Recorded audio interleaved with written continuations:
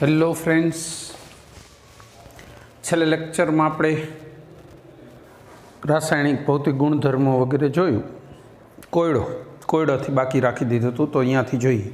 કોયડા number 7.1 nitrogen +5 અવસ્થા દર્શાવે છે, તેમ છતાંય પેન્ટાહેલાઇડ શું કામ નથી બનાવતો?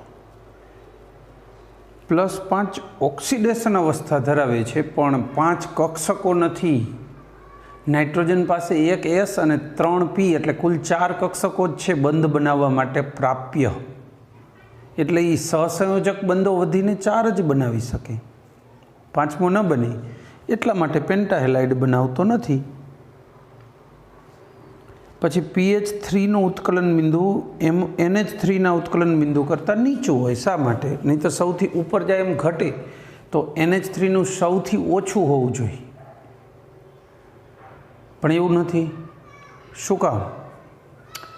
NH3માં હાઇડ્રોજન બંધ રચાય છે NH3 વચ્ચે, એટલે આંતરઆણવીય આકર્ષણ બળ મજબૂત બને, એના કારણે એનું ગલનબિંદુ ઉત્કલન બિંદુ ઊંચું જાય. એટલા માટે. પછી લખાણ સંબંધિત પ્રશ્નો. ટ્રાયહેલાઇડ સંયોજનો કરતાં પેન્ટાહેલાઇડ સંયોજનો શા માટે વધુ સહસંયોજક છે? પેન્ટાહેલાઇડ બને ત્યારે 15મા સમૂહનું જે તત્વ છે એ +5 બનશે ને. ટ્રાયહેલાઇડ બને તો +3 કરતાં +5નું કદ નાનું હોય, અને જેમ કદ નાનું હોય એમ ધ્રુવણીયતા અથવા ધ્રુવણ ક્ષમતા અથવા તો ધ્રુવીભવન ક્ષમતા, પોલરાઇઝિંગ નેચર વધારે હોય. એટલે ઋણ આયનના ઇલેક્ટ્રોન વાદળને વિકૃત કરવાની ક્ષમતા વધારે હોય, એને ધ્રુવીભવન કહેવાય. એના કારણે સંયોજનો આયનિકને બદલે સહસંયોજક વલણ તરફ વળે, મતલબ એ વલણ વધે, એટલે એ સહસંયોજક હોય છે. જોકે આ મેં ઉપર ગુણધર્મો સમજાવ્યા હતા ને, ત્યારે આ બાબત સમજાવી છે. એવું હોય તો એકવાર ગુણધર્મને રિવાઇઝ કરો. પછી 7.2 સમૂહ 15ના તત્વોના બધા હાઇડ્રાઇડ સંયોજનો પૈકી BiH3 શા માટે સૌથી પ્રબળ રિડક્શન કરતા છે? હાઇડ્રાઇડમાં જેમ ઉપરથી નીચે આવો સ્થિરતા ઘટતી જાય, તો BiH3 સૌથી ઓછો સ્થાયી છે, અને જે ઓછો સ્થાયી હોય એ હાઇડ્રોજનને સરળતાથી મુક્ત કરે. એ હાઇડ્રોજન અન્ય અણુ પરમાણુને મળે એટલે એનું રિડક્શન થાય. બરાબર છે? એટલે એ પ્રબળ રિડક્શન કરતા બની ગયો. સરળતાથી હાઇડ્રોજનને મુક્ત કરવાની વૃત્તિ હોવાથી વધારે પ્રબળ રિડક્શન કરતા બન્યું. બરાબર? તો આ લખાણ સંબંધિત પૂરા થઈ ગયા. કોયડાની વાત થઈ ગઈ. હવે ડાયનાઇટ્રોજન, થોડો સહેલો પોર્શન ચાલુ થઈ. અત્યાર સુધીનું શું હતું? સમજવામાં સહેલું પડે, પણ યાદ રાખવામાં દરેક મેટર યાદ રાખવી પડશે. આ ચેપ્ટરમાં એવું જ છે, એક પિકઅપ નહીં આવી જાય જ્યાં સુધી તમારો વાંચવામાં, ત્યાં સુધી આ ચેપ્ટરમાં બહુ ટાઈમે બગડશે ને સહેલાઈથી નહીં થાય. એટલે સાથે સાથે જ રાખજો. હું કામ થોડું સ્લો, ઓછું ઘણું બધું કરી જ દીધું છે, ને હમણાં ઓછું ચલાવીશું. એટલે ત્યાં સુધીમાં તમે જે કોઈ પણ આગળ પાછળની ફરિયાદો કરતા હતા એ બધા જ વિદ્યાર્થીઓ ખાસ સાથે થઈ જાય, પછી નવેસરથી ફરિયાદો લઈશું નહીં. બરાબર છે? ચાલો. નાઇટ્રોજન અથવા ડાયનાઇટ્રોજન. સૌથી પહેલું બનાવટ. ડાયનાઇટ્રોજનનું તમારે ઔદ્યોગિક રીતે જો મોટા પાયે જ ઉત્પાદન કરવું હોય તો કુદરતી મળે જ છે ને. હવામાં 78% N2 છે. હવાનું પ્રવાહીકરણ કરી નિસ્યંદન કરો. જો હવાને પહેલાં પ્રવાહી બનાવી દેવાની, એ પાણીની વરાળ એક કાઢી લેવાની, પ્રવાહીકરણ કરો એટલે પહેલાં જેનું થઈ જાય એ કાઢી નાખો. પછી જે O2 N2 CO2 છે એ બધું પ્રવાહી થઈ જાય, પછી એને ક્રમશઃ તાપમાન વધવા દો. નોર્મલ રાખી મૂકો એ ટેન્કને, એટલે તાપમાન વધતું જશે. ડાયનાઇટ્રોજનનું ઉત્કલન બિંદુ 77.2 કેલ્વિન છે, અને ઓક્સિજનનું 90 કેલ્વિન, એની નજીકમાં. એટલે તમે તાપમાન વધતા 78, 79, 80 જવા દો. શું થશે? 80 તાપમાને O2 તો 80 કેલ્વિને પ્રવાહી જ રહેવાનો, માત્ર N2 જ વાયુ થશે. તો એને અલગ ટાંકીમાં લઈ લો. આને વિભાગીય નિસ્યંદન કર્યું કહેવાય. ટૂંકમાં બધી હવાનું પ્રવાહીકરણ કરી એક ટાંકીમાં બંધ કરી દીધી. હવે ટાંકીનું તાપમાન 80 કેલ્વિને લઈ, પહેલાં તો નીચું 55 જેટલું લઈ જવામાં આવે પ્રવાહીકરણ માટે, પછી એને વધારીને 80 લઈ ગયા. હવે શું થાય? N2 એક જ વાયુ બને એને અલગ લઈ લો, કારણ કે N2ની ખપત મોટી ને, N2માંથી એમોનિયા બને ને, એ એમોનિયામાંથી યુરિયા બને. દરરોજનું હજારો કરોડો ટન યુરિયા વપરાય છે વર્લ્ડમાં. એટલે યુરિયા એવડી મોટી બધી ઔદ્યોગિક પ્રોડક્ટ છે કે જેની જરૂરિયાત ખૂબ ઝાઝી હોય. એના માટેનો રસ્તો આ છે કે ઔદ્યોગિક રીતે હવામાંથી મેળવો તમે N2. જો લેબોરેટરીમાં આ ન પોસાય, 55 કેલ્વિન નીચું એટલું તાપમાન લઈ કેવી રીતે જવું લેબના સામાન્ય સાધનો વડે? શક્ય નથી. કાંઈ એના માટે બહુ હાઈફાઈ લેબ જોઈએ. ટ્રાયલ પૂરતું બરાબર છે, બાકી ન ચાલે. એટલે N2ની વ્યાપારિક બનાવટ તો આ રીતે જ થાય છે. પછી સિવાય પ્રયોગશાળામાં માની લ્યો કે આપણે બનાવવો હોય, પ્રયોગશાળામાં N2 બનાવવો હોય તો એનો એક રસ્તો છે એમોનિયમ ક્લોરાઇડ અને NaNO2 sodium nitrite NH4Cl NaNO2 આની પ્રક્રિયા કરાવો. જો એક તો NaCl નીકળી જશે, N2 બનશે અને 2 પાણી. ચલો, સરળતાથી N2 બને પ્રયોગશાળામાં. હા, એક બીજી મુશ્કેલી ઊભી થશે. આપ જ્યારે બનશે ને NO ત્યારે થોડાક પ્રમાણમાં NO અને HNO3 પણ બની જશે. આ બે મુશ્કેલી કરશે, ભેગા ભેગા બે હશે. NO તો વાયુ હોય પાછો, નાઇટ્રિક ઓક્સાઇડ છે NO એટલે તો વાયુ હોય, કથાઈ રંગ. N2 રંગવિહીન હોય. હવે આની અશુદ્ધિને દૂર કરવી હોય ને તો સલ્ફ્યુરિકના દ્રાવણમાંથી આ જે બને ને એને પસાર કરાય. પોટેશિયમ ડાયક્રોમેટ યુક્ત સલ્ફ્યુરિક એસિડ લેવાનો, થોડો K2CR2O7 નાખ દો, બસ એમાંથી આ વાયુ મિશ્રણને પસાર કરો એટલે આ બે એમાં રહી જશે. N2 એક જ બહાર નીકળશે વાયુ રૂપે, એને અલગ પાત્રમાં લઈ લ્યો. બરાબર છે. તો N2 બનાવવા માટેની આ એક બહુ સારી ટેકનિક છે કે આ રીતે તમે સોલ્વ કરો. લેબની અંદર આ રીત ચાલે છે. એક બીજી પદ્ધતિ એ ચાલતી હોય છે એમોનિયમ ડાયક્રોમેટનું વિઘટન, પણ પૈસાકીય રીતે આ સસ્તી પડે. એમોનિયમ ડાયક્રોમેટ પોતે જ મોંઘો હોય, પછી એમાંથી બનાવવું ને બધું થોડું મોંઘું પડે. Cr2O7 એમોનિયમ ડાયક્રોમેટ, આનું ઉષ્મીય વિઘટન કરો એટલે Cr2O3, 4 ઓક્સિજન વધ્યા, એ અહીંયા જોડાશે નહીં. 2 NH3 N2 વાળો, નાઇટ્રોજન તો 2 જ છે, N2 અને 4 પાણી, આમ થાય. આ N2 મળે લ્યો. તો આ એક રસ્તો ખરો. એ સિવાય જો અતિશુદ્ધ નાઇટ્રોજન જોતો હોય, જેનો ઉપયોગ આપણે બહુ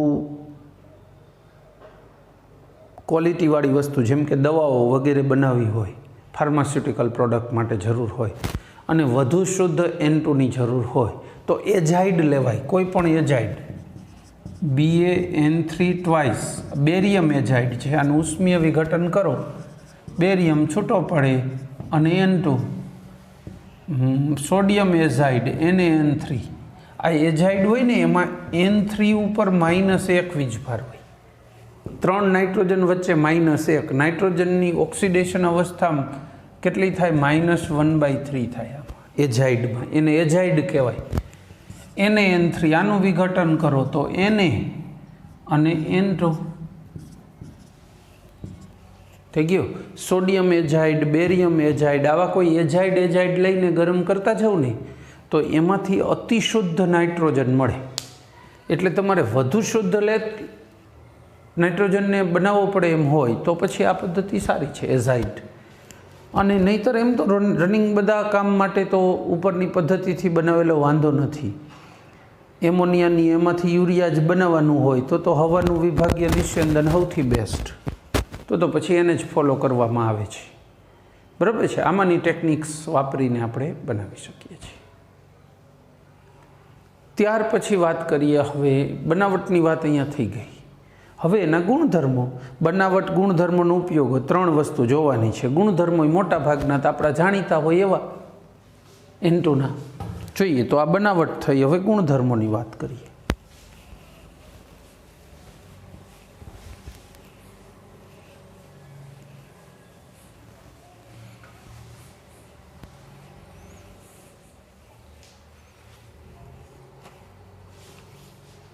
ગુણધર્મો N2 છે એ રંગવિહીન, સ્વાદવિહીન, વાસવિહીન વાયુ હોય અને બિનઝેરી, એકદમ કોઈ પણ જાતનું પોઈઝનિક ઇફેક્ટ નથી, બરાબર છે. N2 પ્રકારનો વાયુ હોય, N2 દ્વિપરમાણવીય અણુ હોય, NN વચ્ચે 3 બંધ હોય એટલે મજબૂત હોય, 941.4 કિલો જૂલ પર મોલ. આપણે આગળ આવ્યું હતું કે એટલી ઉર્જા આપો તો NN બંધ તૂટે, બરાબર. એના 2 સ્થાયી સમસ્થાનિકો હોય નાઇટ્રોજનના. કયા 2? N14 અને N15. 2 સ્થાયી, N14 અને N15. પાણીમાં પ્રમાણમાં બહુ ઓછો ઓગળે. 273 કેલ્વિન તાપમાને 1 બાર દબાણે 1 લિટર પાણીમાં માત્ર 23.2 સેન્ટીમીટર ક્યુબ જેટલો નાઇટ્રોજન જ ઓગળે. 1 બાર દબાણે ભરેલો નાઇટ્રોજન હોય 273 કેલ્વિન તાપમાને, એવો નાઇટ્રોજન કેટલો ઓગળે 1 લિટર પાણીમાં? 23.2 સેન્ટીમીટર ક્યુબ. એટલે પાણીમાં એની દ્રાવ્યતા ખૂબ ઓછી થાય. એનું ગલન બિંદુ, ઉત્કલન બિંદુ પણ ખૂબ નીચા છે નાઇટ્રોજનના. ઉત્કલન બિંદુ આપણે હમણાં કીધું હતું કેટલું હતું? 77.2 કેલ્વિન. નીચું કહેવાય, ઘણું નીચું.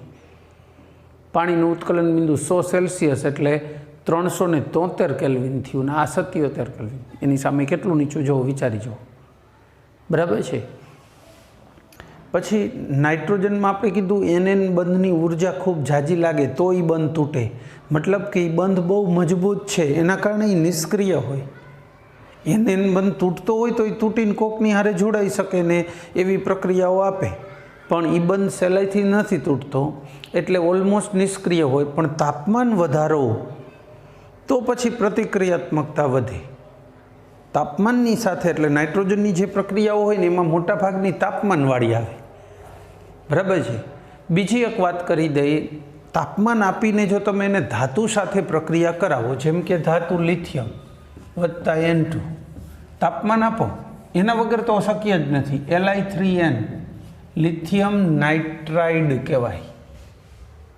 મેગ્નેશિયમ લ્યો, કેલ્શિયમ લો, એનો નાઇટ્રાઇડ મળશે. મેગ્નેશિયમ પ્લસ N2 Mg3n2, તો મેગ્નેશિયમનો નાઇટ્રાઇડ બન્યો, બરાબર છે. તો આ રીતે નાઇટ્રાઇડ મેળવી શકાય. આ ધાતુ સાથે એનો જે નાઇટ્રાઇડ બને ને આયનીય હોય, સ્વભાવે આયનિક હોય.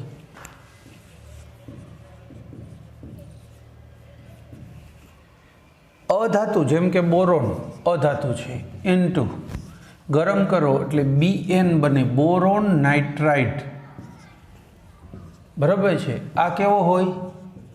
સહસંયોજક. એટલે ધાતુ સાથેના નાઇટ્રાઇડ કેવા હોય? આયનિક. અને અધાતુ સાથેના નાઇટ્રાઇડ સહસંયોજક હોય. બનાવે બે સાથે, અને એ કોઈ પ્રશ્ન નથી, બરાબર છે. બનાવશે બંને સાથે.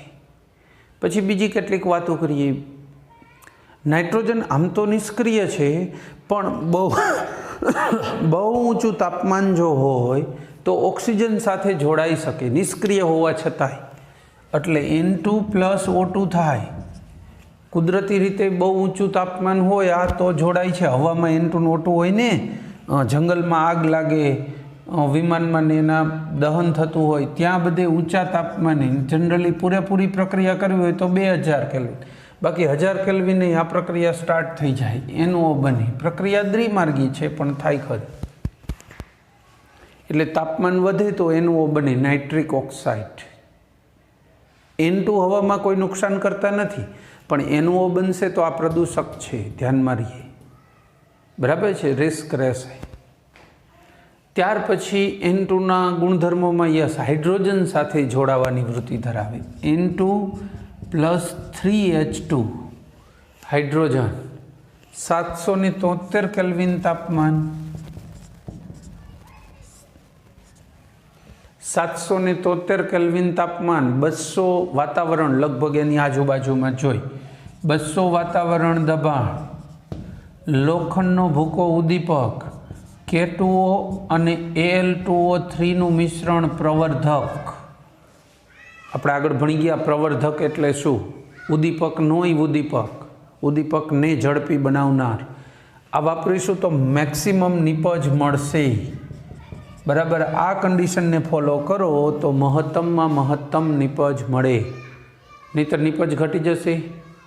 હા, આ પ્રક્રિયા ઉષ્માક્ષેપક છે એટલે પ્રક્રિયા માટે ડેલ્ટા H0 -46.1 કિલોજૂલ પર મોલ. 46.2 લખ્યું હોય ઘણી જગ્યાએ, એટલું પછી પોઈન્ટમાં એક્યુરસીની જરૂર નથી, જે આપણી બુકમાં આપ્યું ઓકે. આને ફોર્મેશન એન્થાલ્પી કહી શકો, કારણ કે તત્વ સ્વરૂપમાંથી આ સંયોજન બન્યું, એટલે આ એન્થાલ્પીને આપણે કેવી કીધી? ફોર્મેશન એન્થાલ્પી, સર્જન એન્થાલ્પી. 46.1 કિલોજૂલ હોય એમોનિયાની સર્જન એન્થાલ્પી. આગળ આવી ગયું છે ઘણી બધી વાર, હાઇડ્રોજન ચેપ્ટરમાં એમાં આવે ને, હાઇડ્રોજનનો ઉપયોગ છે ને એમોનિયા બનાવટમાં. બરાબર છે. તો આ સાથે એના બધા ગુણધર્મો પૂરા. કોના પૂરા થયા ગુણધર્મો? N2ના. હવે ત્યાર પછી શું આવે? એના ઉપયોગો. N2નો એક ઉપયોગ છે ને, ઘણા બધા ઔદ્યોગિક રસાયણો જેમાં નાઇટ્રોજનની જરૂર પડતી હોય, દાખલા તરીકે કેલ્શિયમ સાયનેમાઇડ CaCN2,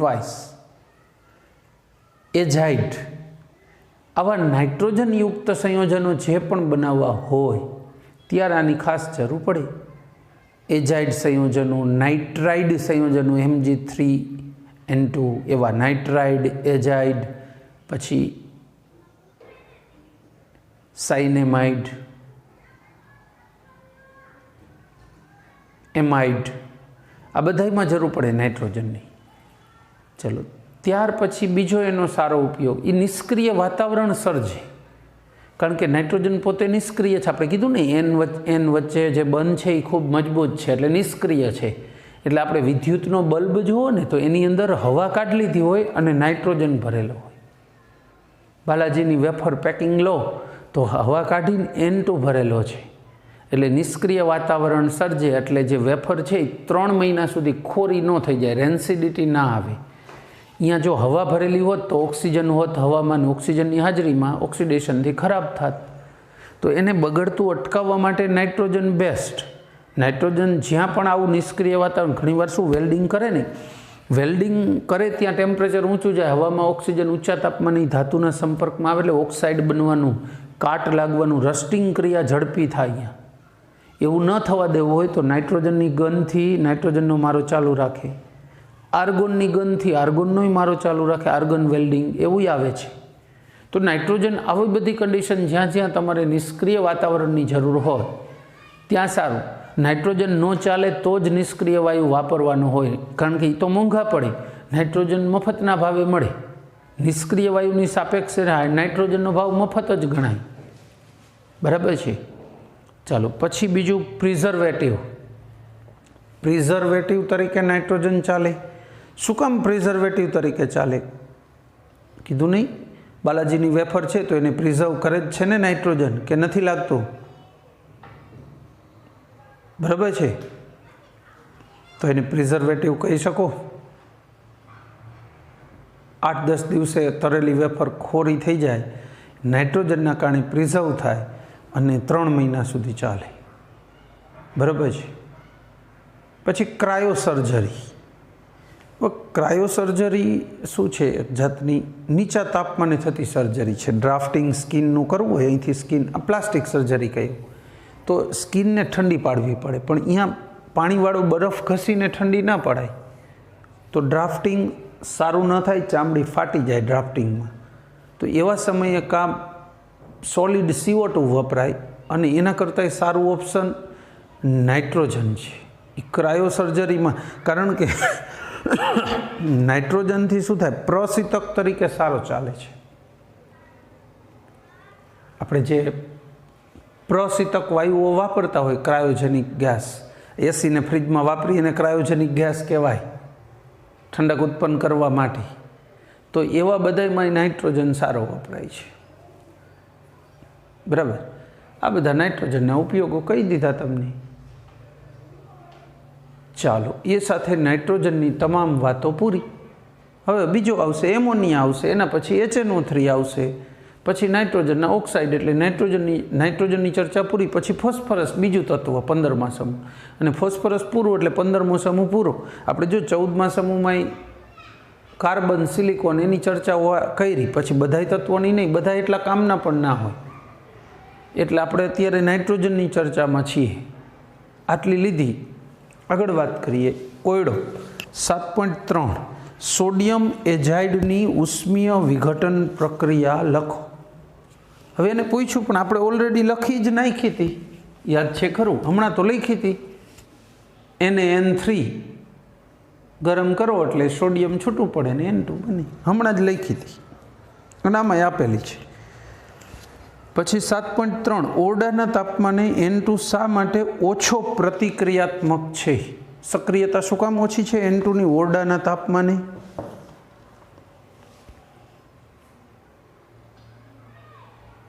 કારણ કે N વચ્ચેનો 3 બંધ હોવાથી બંધ ખૂબ મજબૂત છે, સહેલાઈથી તૂટતો નથી. 941.4 કિલો જૂલ જેટલી ઉર્જા આપો ત્યારે તો એ તૂટે બંધ, એટલે ઉર્જા ઘણી બધી આપવી પડે, એટલે એની ઘણી બધી પ્રક્રિયાઓમાં ઉર્જા આપો તો જ પ્રક્રિયા થાય. ટેમ્પરેચર વગર આ એકઈ પ્રક્રિયાઓ ના થાય. જો બધામાં તાપમાન જરૂર પડે છે, એટલે એ નિષ્ક્રિય છે, કારણ કે 3 બંધ બને છે અને 3ય બંધ એવા મજબૂત છે. ચાલો હવે આગળ બીજું સંયોજન પકડીએ. એમોનિયા.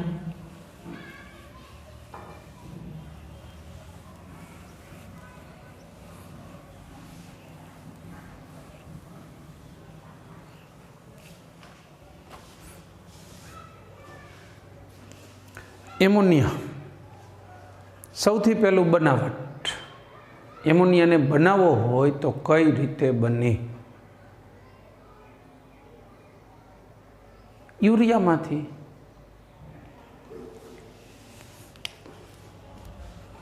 પ્રયોગશાળામાં થોડોક એમોનિયા જોતો હોય તો યુરિયામાંથી મેળવાય. બાકી તો ઔદ્યોગિક રીતે તો એમોનિયામાંથી યુરિયા બનાવે છે, એટલે યુરિયામાંથી ઔદ્યોગિક રીતે કાંઈ એમોનિયા ન કાઢવા જવાય.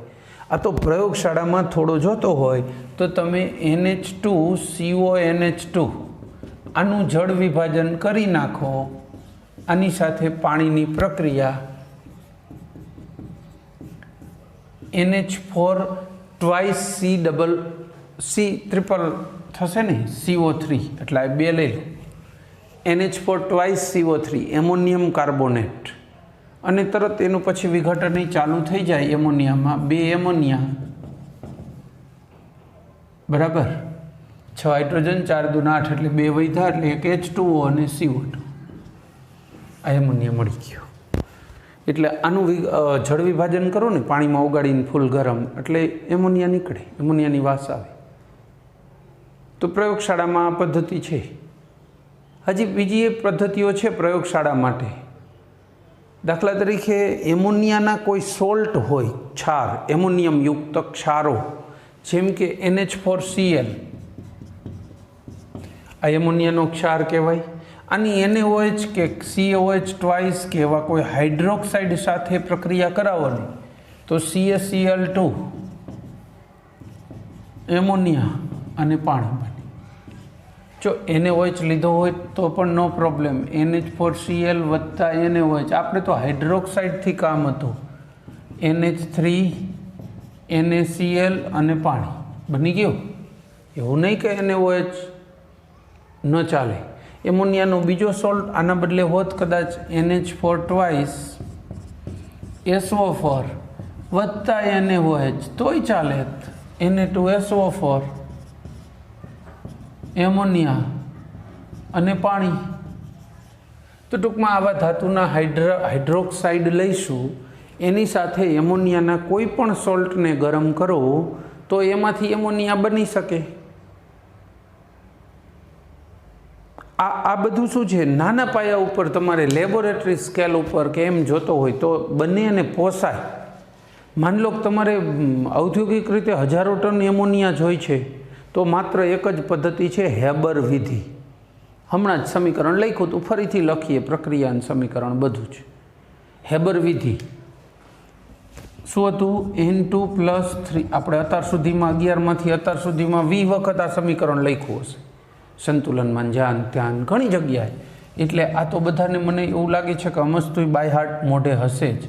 Delta F H 0 minus 46.1 kilo joule પર મોલ. ચલો આ પણ ખ્યાલ છે. અહીંયા તાપમાન નિયર અબાઉટ 700 કેલ્વિન, પછી 773 હોય, 723 હોય, ચાલે. 200 વાતાવરણ જેવું, એટલે કે 200 ગુણ્યા 10⁵ પાસ્કલ જેટલું દબાણ.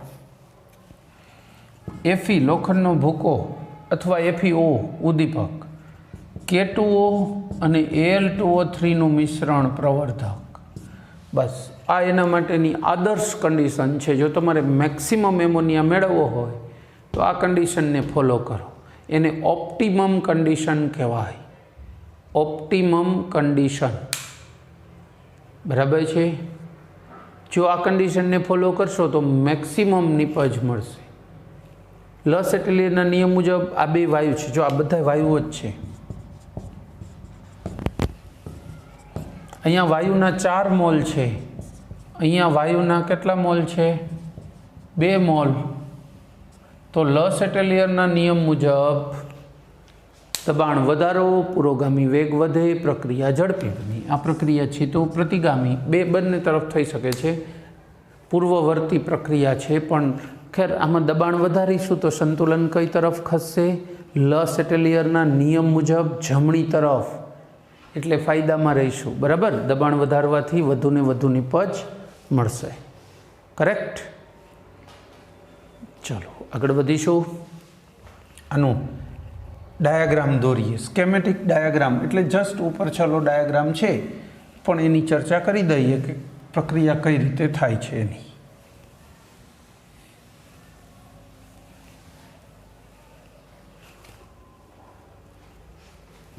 એમોનિયાનો સ્કેમેટિક ડાયાગ્રામ.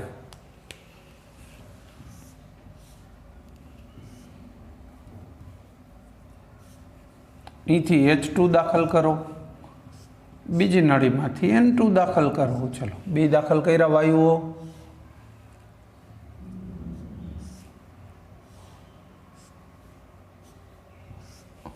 એને આગળ ધકેલો. બંને વાયુને દબાણપૂર્વક શું કર્યું? આગળ ધકેલા છે. હવે આ વાયુ મિશ્રણ અહીંયા કમ્પ્રેશન પામશે, દબાણ અનુભવશે. આ ખરેખર શું છે? કમ્પ્રેસર છે. દબાણ આપવા માટે 20 મેગાપાસ્કલ, બરાબર. આટલું દબાણ આપો. કમ્પ્રેસર. આપણે હવા ભરવાનું કમ્પ્રેસર કેવું હોય? બસ એવું કમ્પ્રેસર જ હોય. એ આડું હોય છે આપણે મોસ્ટલી, અને આ ઊભું કમ્પ્રેસર આવે છે ઇન્ડસ્ટ્રીયલ. આવું મોટું પ્રેશર ક્રિએટ કરવાનું. આ દોરી છે આડું તો લખવા માટે જગ્યા મળે એટલે, બાકી ઊભું કમ્પ્રેસર હોય ઇન્ડસ્ટ્રી. અહીંયાથી હવા અહીંયા દબાણપૂર્વક ધકેલાશે, એટલે હવા એટલે H2 ને N2નું મિશ્રણ દબાણપૂર્વક ધકેલાશે. ન્યા પાછું આ બાજુ એ ધકેલવાનું. અહીંયા આપણું મેઇન રિએક્ટર આવશે. લો અહીંયા મેઇન રિએક્ટર, એટલે આની અંદર જો H2 આવ્યો, N2 છે, પછી Fe છે, પછી K2O અને Al2O3નું મિશ્રણ છે. 212 દબાણ છે, 200 વાતાવરણ અને 700ની આજુબાજુમાં કેલ્વિન તાપમાન છે. એ બધું આમાં છે. આ આપણું મુખ્ય રિએક્ટર. આમાંથી મુખ્ય રીતે નિપજ બનશે. પણ પ્રક્રિયા કેવી છે? આપણે હમણાં જ કીધું હતું, દ્વિમાર્ગી છે. દ્વિમાર્ગી પ્રક્રિયા હોય તો બે વસ્તુ નિપજ હાજરમાં હોય તો પ્રક્રિયા કઈ હાજરમાં હોય? એવું ના હોય કે એકલી 100% નિપજ હોય. દ્વિમાર્ગીમાં 100% નિપજ ક્યારેય હોય જ નહીં. જે પ્રક્રિયા દ્વિમાર્ગી હોય ક્યારેય પૂર્ણ ન થાય.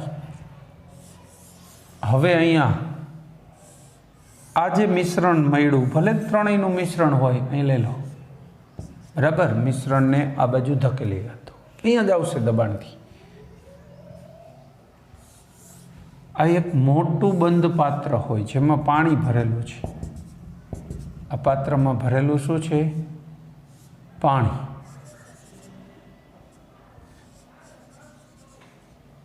એમાં